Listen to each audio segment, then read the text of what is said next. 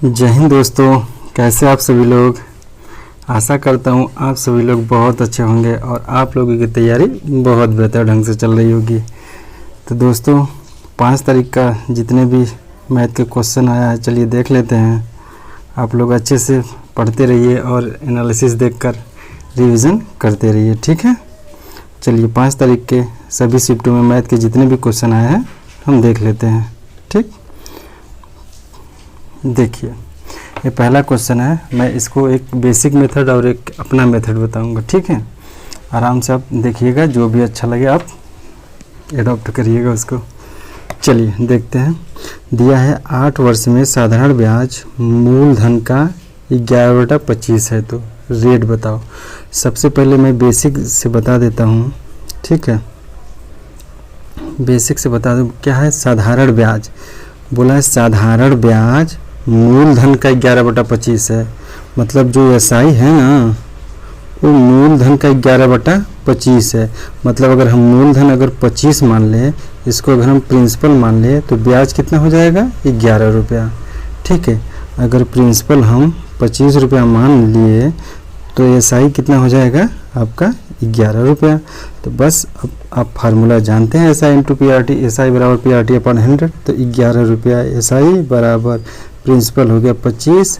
Are आपको निकालना है, टी दिया है 8 साल और अपॉन 100, ठीक। 25 एकम 25, 25 चौका 100, 4 एकम 4 दूनी 8, ठीक। तो आर बराबर आ गया आपका यहाँ से 11/2। यही आपका आंसर हो गया, ठीक है। इतना आपका आंसर है, ठीक। चलिए ये मेथड आपको समझ में आ गया। अब चलिए मैं एक अपने मेथड से बताता हूँ इसको। अब नेक्स्ट अपना मेथड बताता हूँ। मैं क्या बताया कि रेट क्या होता है। रेट क्या होता है 1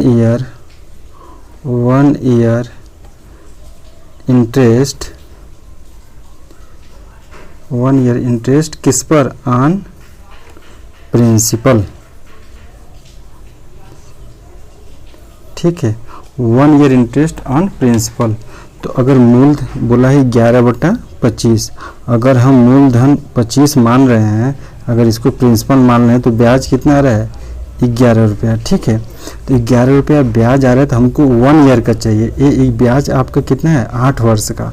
ये आपका 8 वर्ष का ब्याज कितना है 11 रुपया। अब देखिए यहाँ पे, ठीक। मैं इसको यहाँ से रब कर देता हूँ, ठीक है।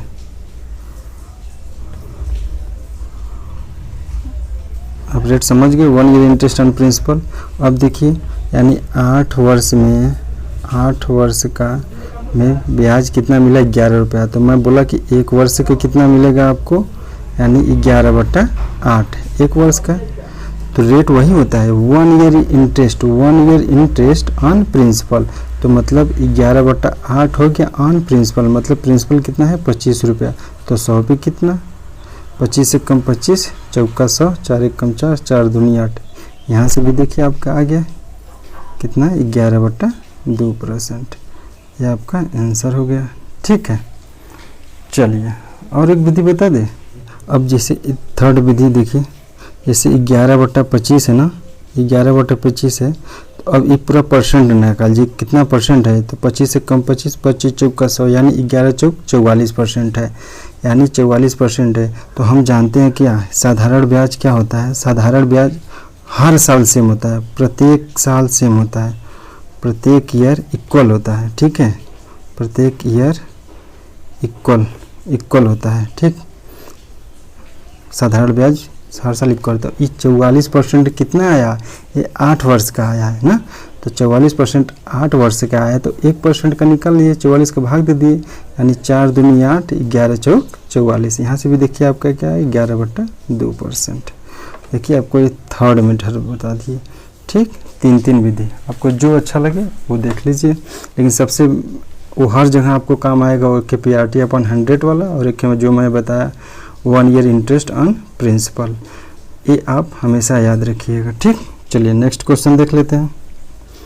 एक बैंड 44 किलोमीटर प्रति घंटा से 7 घंटे में यात्रा पूरी करता है। अच्छा, स्पीड है उसकी 44 किलोमीटर प्रति आवर्स उसकी स्पीड है, और 7 घंटे में यात्रा अपना पूरी कर लेता है। यदि इसे 5 आवर्स में यात्रा पूरी करनी हो तो उसकी स्पीड बताओ। ठीक, अब देखिए इसका फर्स्ट मेथड तो आप जानते हैं कि डिस्टेंस आप निकाल लीजिए, ठीक है ना। तो 7 चौक 28 यानी इस डिस्टेंस बराबर होता है ना स्पीड इंटू टाइम। ठीक, स्पीड आपकी 40 है, टाइम है 7, तो 7 चौक 28 यानी 280 किलोमीटर आपका स्पीड हो गया, सॉरी डिस्टेंस हो गया आपका 280 किलोमीटर। अब इसी को हमको कितने 5 घंटा में पूरा करना है, तो स्पीड पूछा है, तो स्पीड बराबर है, निकाल दीजिए डिस्टेंस अपार टाइम। तो 280 को अगर 5 से डिवाइड कर देंगे तो आ जाएगा 5 × 25, 5 × 30, 56 किलोमीटर प्रति आवर। ठीक, आपका 56 किलोमीटर प्रति आवर आगे जाएगा। ये तो आगे फर्स्ट मेथड। चलिए मैं आपको सेकंड मेथड बताता हूँ इसका। ठीक,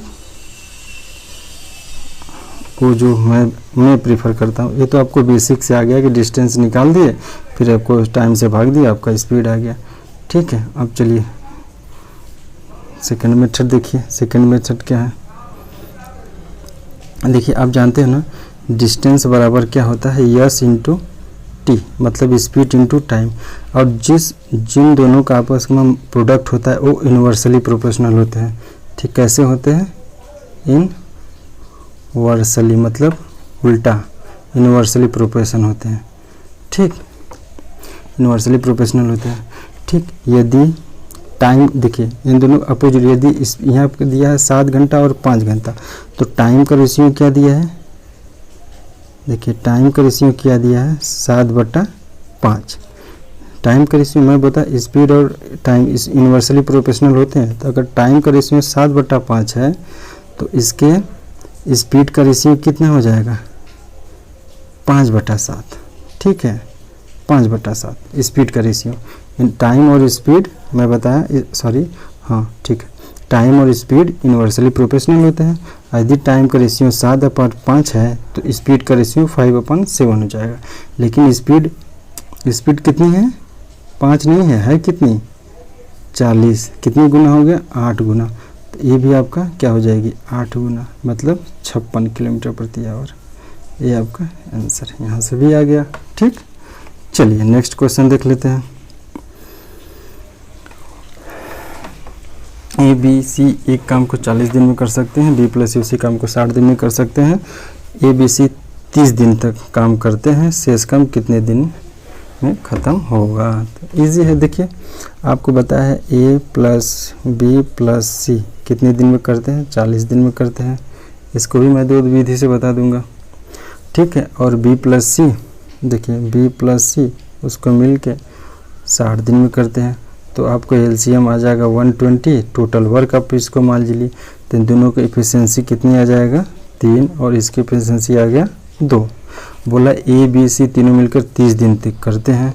अगर ए प्लस बी प्लस सी की एफिशिएंसी कितनी है 3 है ना, 3। एफिशिएंसी का मतलब होता है एक दिन में एक आदमी कितना काम करता है। अगर तीनों मिल के एक दिन में 3 काम करते हैं तो 30 दिन में कितने काम करेंगे 90 काम। ठीक है, 90 काम तो कर लिए। पूछा है, अब देखिए क्वेश्चन में क्या पूछा है, शेष काम ये कितने दिनों में करेगा। तो शेष काम कितना हो गया, शेष बचा काम कितना 120 माइनस 90 इक्वल टू 30। ठीक है, अब शेष काम ए कितने दिन। अब देखिए बी प्लस सी की एफिशिएंसी कितनी है 2, तीनों की एफिशिएंसी कितनी है 3, तो ए की एफिशिएंसी कितनी हो जाएगी 1 हो जाएगी। ठीक है, अब तो 1 की एफिशिएंसी 1, तो 30 से हम करना है, एक दिन में अगर 1 काम कर रहा है तो 1 का डिवाइड कर देंगे, आपका आंसर आ जाएगा 30। दैट इज आंसर, एक आंसर हो गया। दूसरी विधि से बता दें, चलिए ठीक है। सेकंड मेथड भी आप लोग देख लीजिए, ये आप लोग को अच्छे से समझ में आ गया होगा। ठीक है,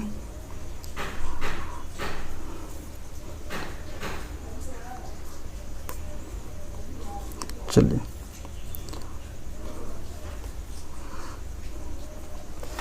M1D1 से, ये वाला विधि मैं बताऊंगा आपको M1D1 से। ठीक, देखें अगर A प्लस बी प्लस सी मिलकर 40 दिन में किसी काम को कर रहे हैं, फिर उसी काम को B प्लस सी 60 दिन में कर रहे हैं। ठीक है, सॉरी बी प्लस सी कितने दिन में, 60 दिन का। देखिए ये आपका ए प्लस बी M1 हो गया, डे हो गया 40 दिन, ये 60।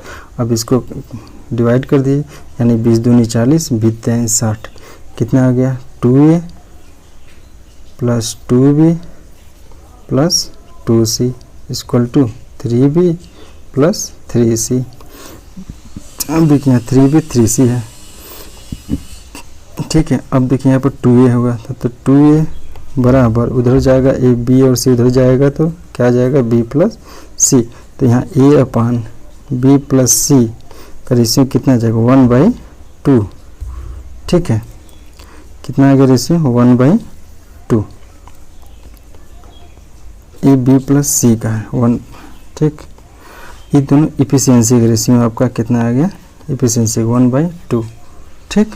अब देखिए 1/2 आ गया। अब देखिए क्या कर रहे हैं, अब हमको क्या निकालना होगा, टोटल वर्क, स्पेस कम पड़ जाता है, टोटल वर्क, ठीक है। इस तीनों की एफिशिएंसी कितनी है, अगर ए की एफिशिएंसी एक है तो बी प्लस सी की एफिशिएंसी 2, तो तीनों की एफिशिएंसी कितनी हो गई 3। अब देखिए अगर ए प्लस बी प्लस सी तीनों कितने दिन काम कर रहे हैं, 40 काम कर रहे हैं। तीनों की एफिशिएंसी कितना है 3, यानी एक दिन में 3 काम कर रहे हैं, 40 दिन में कितना करेंगे 120 काम। ये आ गया टोटल वर्क आ गया, ठीक है। अब वही है सेम प्रोसेस आगे कि ए प्लस बी 30 दिन तक काम करते हैं। अगर तीनों की एफिशिएंसी 3 है, ए प्लस बी प्लस सी तीनों की एफिशिएंसी 3 है, तो 30 दिन काम करेंगे, तो 30 से 90 काम कर देंगे, बचेगा कितना 30 काम, ठीक। बचेगा कितना 30 काम। वही बी प्लस सी की एफिशिएंसी अगर कितना है, यहाँ पर 2 है, ए की एफिशिएंसी आप कितना 1, तो एक कितने दिन में करेगा 30 दिन में, ये आपका आंसर आ जाएगा, ठीक। चलिए नेक्स्ट क्वेश्चन देख लेते हैं। चलिए ये वाला क्वेश्चन देख लेते हैं। इसमें कुछ नहीं, इसको बस अलग अलग ब्रेक कर देना है, ठीक है। देखिए जैसे हम इसको लिख दें, एक मिनट, जैसे हम लिख दें इसको 15x upon x minus 9 upon x plus 15y minus 9 upon y plus 15 z upon z minus 9 upon z equal to 0, ठीक है। तब देखिए क्या होगा, x कट जाएगा, y कट जाएगा, z ही कट जाएगा, बचेगा क्या आपका 15 minus 9 upon x plus 15 minus 9 upon y plus 15 minus 9 upon z equal to 0। अब 15 दिया 45 माइनस 9 अपान x, ठीक, minus 9 upon y minus 9 upon z equal to 0, ठीक है। देखिए अब तो स्पेस नहीं रह गया है, मैं क्या करूँ, इसको मैं एक मिनट इधर से मैं आधा रफ कर देता हूँ, यहाँ तक आप समझ गए ऊपर का, ठीक है।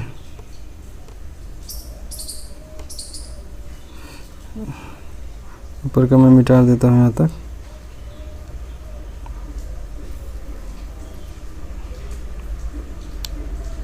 ठीक। अब देखिए यहाँ तक आप समझ गए। अब देखिए बस हम इसी को मैं अब ऊपर से लिख रहा हूँ फिर से, ठीक। 45 माइनस 9 मैं कॉमन लेता हूँ, ठीक है। तो बचेगा क्या 1 upon x plus 1 upon y plus 1 upon z equal to 0, ठीक है। अब इसको हम उस पर भेज देते हैं। 45 उस साइड जाएगा तो 9 upon 1 upon x plus 1 upon y plus 1 upon z equal to 0, ठीक है। अब 9 कम 9 बचे 45, यानी आपका वैल्यू कितना आ गया 5, ठीक। यानी आपका वैल्यू कितना आ गया 1 upon x plus 1 upon y plus 1 upon z का मान आ गया 5, दैट इज आंसर। ठीक है, चलिए नेक्स्ट देखते हैं।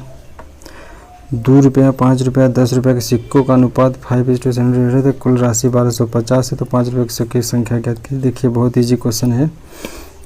अब देखिए पहले लिख लीजिए क्या है, किस रेशियो में। 2 रुपये, ठीक है, 5 रुपया, ठीक है, 10 रुपया।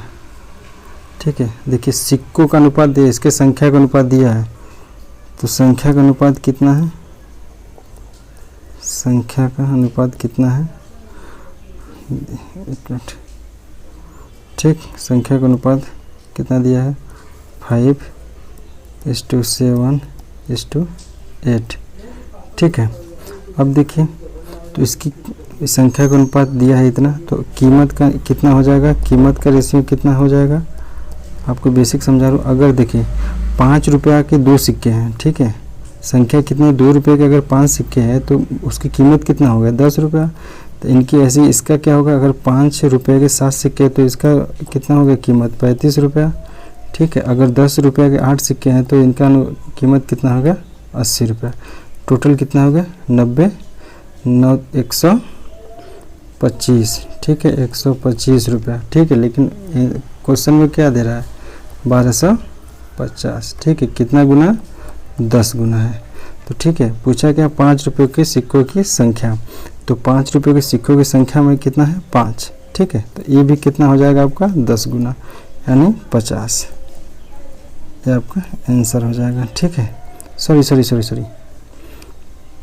ये 2 रुपये के सिक्कों की संख्या होगी। ठीक है, हमसे पूछा है क्या है, 5 रुपये की, 2 रुपये की ये है, 5 रुपये के सिक्के की ये है और 10 रुपये के है ना, तो हमको 7 रुपये का पूछा है, तो 7 का अगर 10 गुना निकालेंगे तो आपका आ जाएगा 70 रुपया।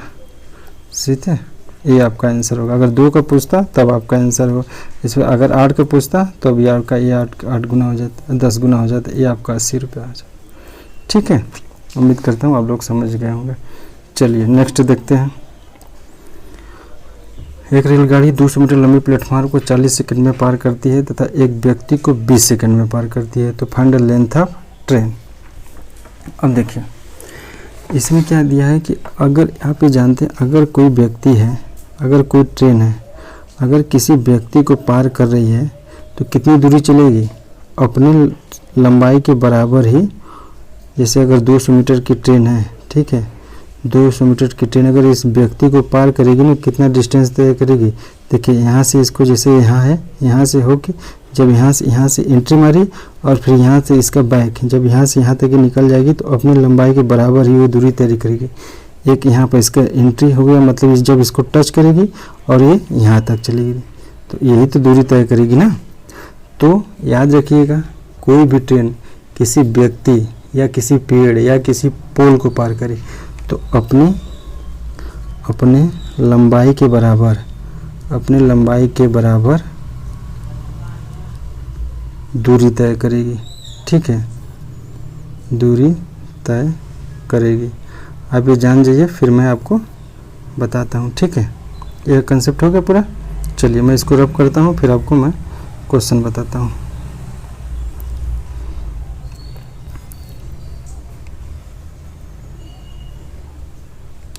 चलिए देखिए, ये आप जान गए। अब देखिए तो इसकी स्पीड क्या हो जाएगी, अगर 20 सेकंड में एक व्यक्ति को पार करे तो स्पीड बराबर क्या होगा, स्पीड बराबर क्या होगा, दूरी बटा समय। तो दूरी कितना, अपनी लंबाई के बराबर। तो 20 मीटर लंबे प्लेटफॉर्म को 40 सेकंड में पार कर रही है, तो रेलगाड़ी, मान लेता हूँ कि रेलगाड़ी की लंबाई x है। ठीक है, x बटा अपने 20 सेकंड में पार कर रही है। ठीक, ये हो गया 20 सेकंड में पार करें, इसका मीटर प्रति सेकंड, ये होगा आपका स्पीड। अब बोल रही है जब प्लेटफॉर्म को पार करेगी तो अपनी लंबाई प्लस, जैसे कोई प्लेटफॉर्म है, एक कोई प्लेटफॉर्म, अगर यहाँ से इसको ट्रेन अगर पार करेगी, इसको ट्रेन पार करेगी तो प्लेटफॉर्म की लंबाई प्लस अपनी लंबाई के सम के बराबर दूरी तय करती है। तो स्पीड तो हमको ये निकल गया, स्पीड इसको ट्रेन का लेंथ मैंने x माना हूँ, अगर स्पीड बराबर क्या, स्पीड में रख दिया तो दूरी, और प्लेटफॉर्म को अगर पार करेगी और अपनी लंबाई तो 200 प्लस x अपन 40। ठीक है, तो 20 से कम 20, 20 दूनी 40, ठीक है, यानी 2x, इसको जब सॉल्व करेंगे 2x बराबर 200 प्लस x, यानी x बराबर कितना आ गया आपका 200, दैट इज आंसर। ठीक है, यानी रेलगाड़ी की लंबाई कितने आ गया 200 मीटर। किसी समीकरण के दो मूल 3 और -7 है तो इक्वेशन बताइए। ये आप तो इजी जानते हैं, एक्स स्क्वायर कितनी बार पूछ रहे हैं, minus alpha plus beta into x plus alpha beta equal to 0। तो एक्स स्क्वायर माइनस, अब अल्फ़ा बीटा जोड़ेंगे कितना आ जाएगा -4 का यहाँ करेंगे तो प्लस 4x और अल्फ़ा बीटा 7 का -21 इक्वल टू 0। ये आपका इक्वेशन बन जाएगा। ठीक, चलिए नेक्स्ट क्वेश्चन देख लेते हैं। 5 सेंटीमीटर भुजा वाले संपूर्ण TSA निकालना है। तो देखिए, मैं पिछले वाले वीडियो में सब प्रिज्म, पिरामिड, क्यूबाइड, फ्रस्टम, गोला सबका वैल्यूम निकाला हूँ। देखिए इसमें से 4 क्वेश्चन आपको पूछा है। ठीक है, इसका TSA मैं बताया था, घन क्यूब का TSA अगर निकालना है तो क्या बताया था 6a² ना, a बराबर 5 × 6 = 150, ये आपका आंसर आ जाएगा। ठीक, चलिए नेक्स्ट क्वेश्चन देखते हैं। एक घनाभ का आयतन ज्ञात है, इसकी लंबाई दिया 3, 4, 5। देखिए क्यूबाइड भी दे दिया, तो इसका वॉल्यूम जानते हैं, हमें बताया था L × B × H। ठीक है, पिछले वाली वीडियो में जो मैं अपलोड किया था 2D वाला, उसमें पूरा सब क्वेश्चन इसमें से देखिए आया है। ये सब उसमें अगर देख लिए होंगे तो आप इसको आराम से कर लिए होंगे। बस इसको मल्टीप्लाई कर दिए, 4 × 5 आ गया आंसर आपका 60 वॉल्यूम, दैट इज आंसर। ठीक, नेक्स्ट क्वेश्चन देख लेते हैं। दो संख्याओं का गुणनफल 810 है, CSCF 29 है, तो LCM ज्ञात कीजिए। ठीक, हम जानते हैं पहली संख्या इंटू दूसरी संख्या equal to LCM is to SCF। ठीक, दोनों संख्या प्रोडक्ट दिया है आपको कितना 8120 इक्वल टू LCM आपको निकालना है, SCF मान ले दिया है, LCM हमको निकालना है, SCF क्या दिया 29, तो LCM को इसमें आएगा तो ये 29 से डिवाइड करते हैं बस। अब LCM हमको निकालना है। ठीक है, 29 को 2 से डिवाइड कर देगा, यानी 29 दूना 58, 11 में से 8 गया 3, ठीक, 7 में से 5 गया 2, ठीक 2, तो आपका 8 बार में कट जाएगा, 8 9 72 के 2, 8 9 72 के 2 और 8 दूनी 16 7 23। ठीक है, ठीक, यानी 280। ठीक, आपका आंसर आ जाएगा LCM। आप अच्छे से डिवाइड करके देख लीजिएगा, 280 ही आएगा। ठीक है, चलिए नेक्स्ट क्वेश्चन देख लेते हैं। अब देखिए 3 पेन और 2 पेंसिल का मूल्य 3 रुपये है, 2 पेन और 5 पेंसिल का मूल्य 50 रुपये है, तो 7 पेन और 7 पेंसिल का मूल्य बताइए। देखिए बहुत ईजी है, आपको दिया है 3 पेन प्लस 2 पेंसिल को मैं PC लिख देता हूँ, कहाँ CP कितना है 53 रुपये आपको दिया है। ठीक, अब यहीं पर 2 पेन प्लस 5 PC का मूल्य दिया है 50 रुपये। ठीक है, अब हमको क्या करना है, ये एक पेन और एक पेंसिल का पहले निकालना होगा। ठीक है, तो हम इसमें क्या करते हैं, इसमें 2 से मल्टीप्लाई कर देते हैं, इसमें 3 से मल्टीप्लाई कर देते हैं, तो देखिए क्या हो जाएगा, तो 2 3 6P plus 4PC equal to 6। ठीक, इसमें 3 से मिला 6P plus 15PC equal to 150। अब इसको माइनस कर दीजिए तो ये कट जाएगा। ठीक, तो 11PC मतलब पेंसिल का मूल्य, अब इसको माइनस करेंगे तो 6 में से 150 हो जाएगा आपका 44। तो हमको यहाँ से क्या मिल गया 11PC, 1 PC का मूल्य, 1 PC का निकाल लेते हैं, तो 1 पेंसिल का मूल्य आ गया आपका 4 रुपये। ठीक है, 1 PC का मूल्य आपका 4 रुपये आ गया। अब हम इसको किसी भी क्वेश्चन में रख के एक पेन का भी निकाल लेते हैं। ठीक है, तो 3 पेन प्लस 2 PC 4 दूनी 8 इक्वल टू 53। ठीक, इस वाले में रखे होते तो थोड़ा इजीली आ जाता। ठीक है, अब देखिए 3 पेन इक्वल टू अब 53 में से 8 गया, 53 में से 8 गया 45, तो P बराबर 15। देखिए अब आ गया, एक पेंसिल का दाम आ गया 4 रुपये और एक पेन का आ गया 15 रुपये। ठीक, इस साइड का हम रफ कर लेते हैं। चलिए, अब पूछा है 7 पेंसिल और 7 पेन, हमसे पूछा है 7 पेन प्लस 7 पीसी का मान मूल्य कितना होगा। देखिए एक पेंसिल का हमें 15 सत्ते 105 प्लस, और पीसी का हम लोग 4 रुपया निकाले तो 7 चौक 28, तो 105 प्लस 28 133 रुपये, ये आपका आंसर आ जाएगा। ठीक है, चलिए नेक्स्ट क्वेश्चन देखते हैं। किसी समचतुर्भुज विकर्ण 16 और 12 है तो फाइंड साइड। पहले आप देखिए समचतुर्भुज होता क्या है। ठीक, जैसे मैंने कोई एक समचतुर्भुज बना लिया, ठीक है, ऐसे, तो इसकी प्रॉपर्टीज देखिए, ऑल साइड आर इक्वल, ठीक है, और जो आमने सामने की साइड पैरेलल होती है, आमने सामने की साइड पैरेलल होती है। ठीक, डायगोनल, देखिए पहला हो गया, दूसरा हो गया, तीसरा। डायगोनल 90 डिग्री पर कट करते हैं या बाइसेक्ट करते हैं। ठीक, करते हैं।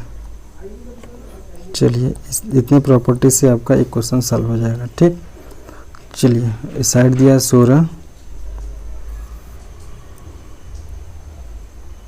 ठीक, अब देखिए 16 दिया, हमें बोला कि डायगोनल 90 डिग्री पे कट करते हैं और इक्वली कट करते हैं। आप लिख ली इक्वली कट करते हैं, इक्वली मतलब आधा आधा। ठीक, मतलब जो लंबाई इसकी होगी वही लंबाई इसकी होगी। ठीक, और जो लंबाई इसकी होगी वही लंबाई इसकी होगी। अब 16 दिया है तो ये आपका 8 हो जाएगा। ठीक है, और 12 दिया है तो ये आपका 6 हो जाएगा। ठीक, तो 8 6 10, मैं ट्रिपलेट बताया था ना, 3 4 5 5 12 13, जैसे अब 3 4 5 है, इसमें भी 2 का अगर गुणा करेंगे ना तो ये भी एक ट्रिपलेट ही आएगा। तो देखिए 3 दूना 6, 2 पंजे 10 और 2 चौके 8, 6 8 10 भी आपका क्या होगा, ट्रिपलेट। तो एक साइड अगर 10 आ गया तो ये भी 10, ये भी 10, ये भी 10, तो आपका पूरा क्या होगा, साइड 10। दैट आंसर, पेरीमीटर निकालेंगे तो 40। ठीक है, चलिए नेक्स्ट क्वेश्चन देखते हैं। एक गोले का त्रिज्या 14 सेंटीमीटर 5 TS से। देखिए इससे हम पहले जो मैं वॉल्यूम का 2D 3D का डाला तो उसमें 3-4 क्वेश्चन फंसे हैं, पूरा का पूरा हो वही, बस फार्मूला आप याद कर लिए तो पूरा 3-4 क्वेश्चन आ जाता। मैं बताया था गोले का TSA बराबर CSA बराबर TSA बराबर 4 पाई r²। ठीक है, बस इसी में रखना है आपको। 4 इंटू पाई का मान 22/7 इंटू r का मान कितना है, त्रिज्या 14 इंटू 14, 7 दूना 14, तो 22 चौक 88 गुणे 14 दूनी 28। ठीक, अब इसका मल्टीप्लाई करके देख लीजिएगा आंसर कितना आ रहा है। या तो करना होगा आप सहचर नियम से कर दीजिए, सहचर नियम पता है, 20 + 8 करके मल्टीप्लाई कर दीजिए इसको। तो 2 × 6 6, 2 × 6 17, फिर 8 8 64 के 4 6, 8 8 64 6 70, 4 6 7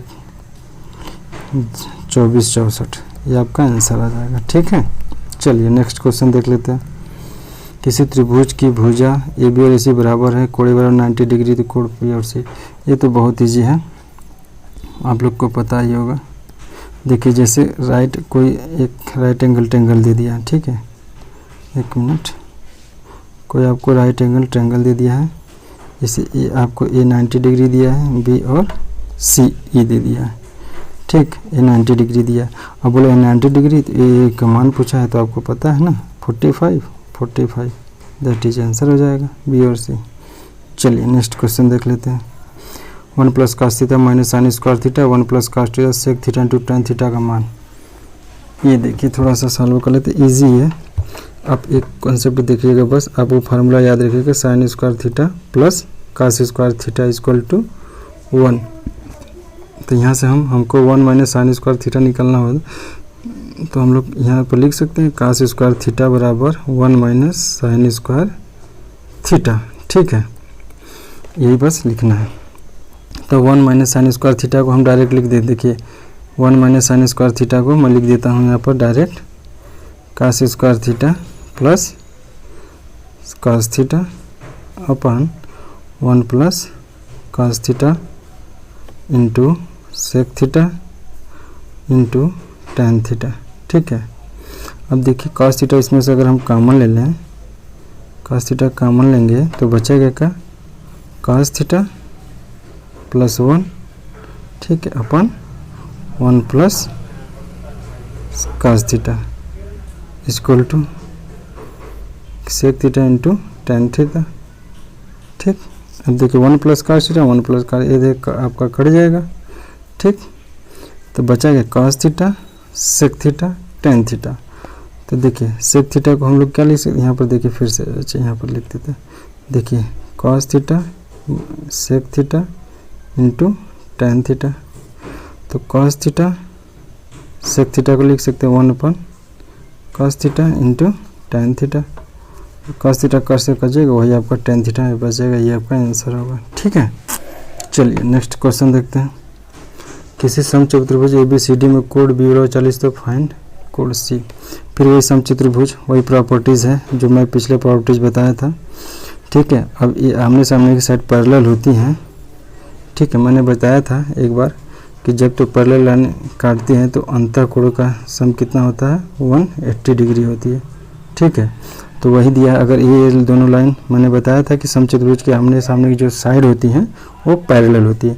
अगर ये दोनों पैरेलल हैं, पैरेलल है तो इनके अंतःकोणों का योग ये क्या होगा, ये एंगल इन दोनों कोण 180 डिग्री है। अगर एक कोण C बराबर अगर 40 डिग्री दिया है तो भी एक है 140 डिग्री। That is answer. चलिए नेक्स्ट क्वेश्चन देख लेते हैं।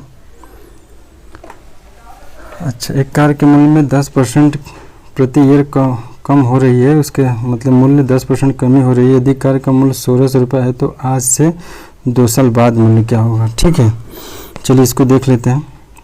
बहुत ईजी है। एक फर्स्ट मेथड क्या है, जैसे कि आप लोग बेसिक लगाते हैं। जैसे कार का मूल्य अगर 1600 रुपया है, 16,000 है, प्लस 10% हर साल कम रही है तो 90/100, ठीक है, इंटू 90/100।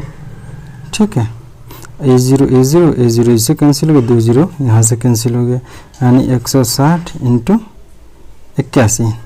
तो 16 कम 16 6 1 16 8 128 129 यानी 1260। ये आपका आंसर हो जाएगा, यानी 2 साल बाद आपका मूल्य इतना होगा। एक की मेथड हो गया। अब सेकंड मेथड मैं अपनी विधि से बता देता हूँ। ठीक, चलिए देखिए 10% की कमी हो रही है हर साल ना, तो 10% का मतलब क्या होता है, 1/10। अगर उसका 10 था, 1 की कमी हुई तो 1 साल में 9 हो गया, फिर 10 से 1 साल में 9 हो गया। ठीक है, यानी अगर मूल्य 100 थी तो 2 साल बाद 81 रुपया हो जाएगा। ठीक है, लेकिन मूल्य 100 नहीं है, 16,000 है। ठीक है, ठीक है, कितने गुना है, 160 गुना। तो ये भी क्या हो जाएगा आपका 160 गुना, 81 इंटू 16 करेंगे तो 1260 आपका आंसर आ जाएगा। ठीक है, चलिए नेक्स्ट क्वेश्चन देख लेते हैं। चलिए दोस्तों, तो क्वेश्चन आपका ख़त्म हो गया। ठीक है, समाप्त हो गया। जितने भी क्वेश्चन आया था मैं आपको अच्छे से डेरिवेशन करके अच्छे से समझा दिया हूँ। यदि आप लोग जो भी क्वेश्चन नहीं आए तो कमेंट करके बता दीजिएगा, हम उसको फिर से एक बार आपको समझाने की कोशिश करूँगा। आप लोग अच्छे से मेहनत करते रहिए, अपने माँ बाप का नाम रोशन करिए, अच्छे से मेहनत से पढ़िए। जो भी और आपको और कुछ भी पढ़ना है तो हमको कमेंट कर दीजिए, मैं आपको बता दूँगा। ठीक, चलिए हंसते रहिए, खुश रहिए, मुस्कुराते रहिए और देखते रहिए यस के पाठशाला। ठीक है, थैंक यू।